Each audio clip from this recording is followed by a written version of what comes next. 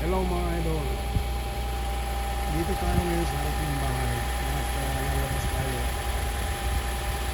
Pupunta tayo sa dentist.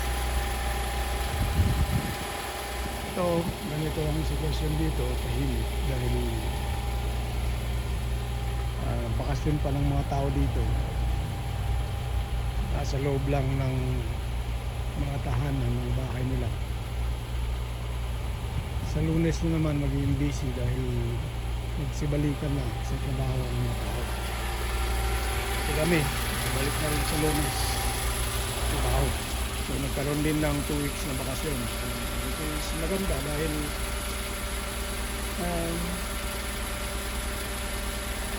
nagkaroon tayo ng bonding sa family.